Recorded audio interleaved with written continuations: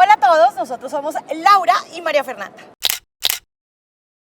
Vamos a compartirles historias de lo que pasa aquí en el Congreso y a contarles un poco de quiénes son sus integrantes. También les vamos a contar cómo funciona este lugar y vamos a hablar de los hechos históricos que se han suscitado aquí. Bienvenidos a La Memoria del Congreso.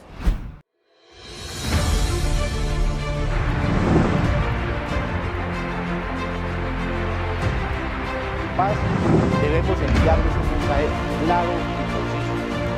Los que queremos la paz somos muchos más.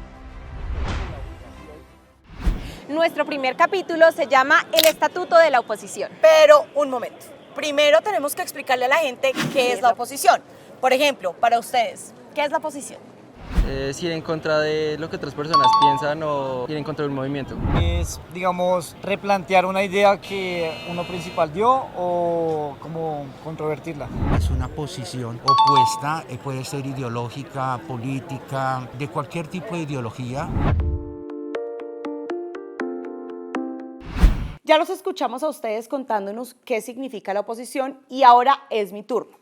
Pues bien, se trata de la unión de varias personas que tienen pensamientos que difieren de otros grupos que por lo general representan la autoridad y que además cuentan con poderes políticos y económicos dentro de un país. La oposición hace parte de la democracia. Generalmente los partidos minoritarios hacen parte de la oposición y ellos aceptan que los partidos mayoritarios ganaron, pero también la oposición en cualquier democracia del mundo tiene que ser respetada por las mayorías. Normalmente, los grupos de oposición hacen resistencia, algunos bajo métodos legales basados en la Constitución y en las leyes, y otros, por el contrario, bajo métodos ilegales y violentos. Colombia tiene un Estado muy excluyente, antidemocrático, y esta exclusión y esta expresión antidemocrática se reflejó ¿en qué? En que aquí a Colombia se arrasó a sangre y fuego a la oposición. Ese arrasamiento nos llevó a enfrentarnos militarmente contra este Estado antidemocrático, violento y excluyente. Durante la segunda mitad del siglo XX, aquí hubo una oposición feroz. Por ejemplo, la que le hizo el Partido Conservador a Alfonso López Pumarejo. Laureano Gómez se dimensionó mucho como opositor, lo llamaban el monstruo. Un debate de Laureano Gómez era prácticamente el comienzo de la salida de un ministro. Para ir atrás, Jorge Eliezer Gaitán le hizo oposición al gobierno conservador de Abadía Méndez y prácticamente lo tumbó.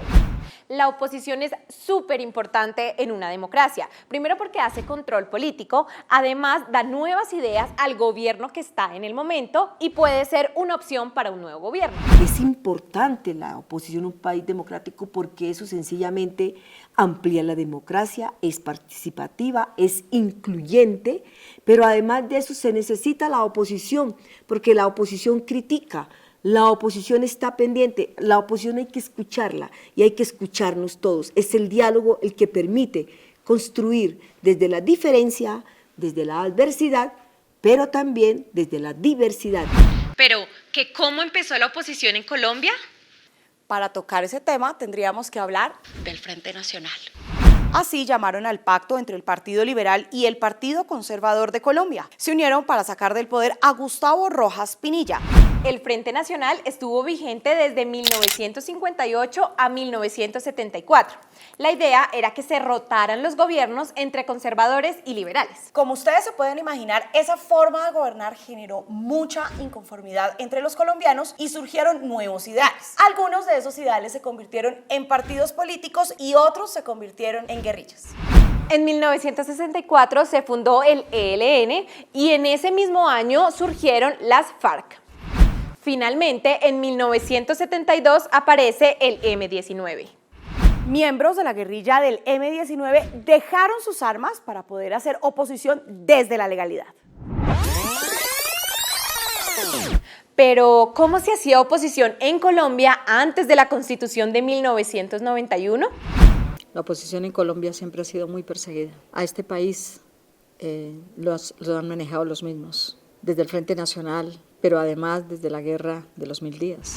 El destino de la oposición colombiana cambió de manera radical a partir de la Asamblea Nacional Constituyente de 1991, donde surgió la nueva Constitución de Colombia. En nombre de la Asamblea Nacional Constituyente, los presidentes, en representación del pueblo, proclamamos la nueva Constitución de Colombia. Precisamente de eso es de lo que vamos a hablar en nuestro siguiente capítulo. No olviden seguir conectados a la memoria del Congreso y seguirnos a través de nuestras redes sociales.